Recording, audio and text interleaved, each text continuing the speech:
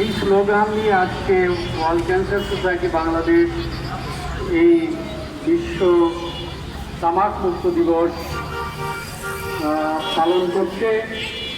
আজকের এই অনুষ্ঠানে আমরা আমাদের যে স্লোগানটি সেই স্লোগানের উপরে ভিত্তি করে এবং বিশ্ব তামাক মুক্ত দিবসে কীভাবে আমাদের প্রতিটি সমাজে প্রতিটি স্থানে তামাককে আমরা না বলি, শুধু দর্শক, বিশেষ করে বিশ্ব তামাক মুক্ত দিবসে আমরা বলতে চাই তামাক থেকে জাতীয় প্রেস ক্লাবের সামনে বিশেষভাবে আজকে যে প্রতিবাদ, ক্যান্সার রোগ যাতে না হয়, তামাক যাতে দেশে আর চাষ না হয়, এই প্রতিবাদে আমরা কিন্তু আজকে মানববন্ধন করছি। আমরা দেখতে পাচ্ছি জাতীয় প্রেস ক্লাবের সামনে বিশাল এই মানববন্ধনটি হচ্ছে। এরপরেই আবার র্যালি হবে এবং র্যালিটি জাতীয় শহীদ মিনারে গিয়ে শেষ হবে।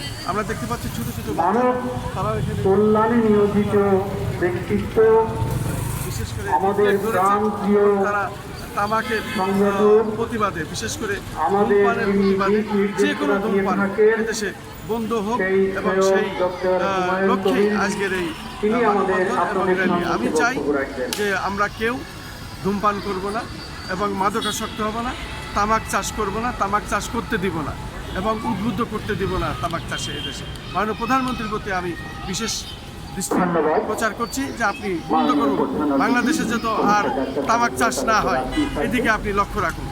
আসসালামু আলাইকুম, ঈদ মুবারক।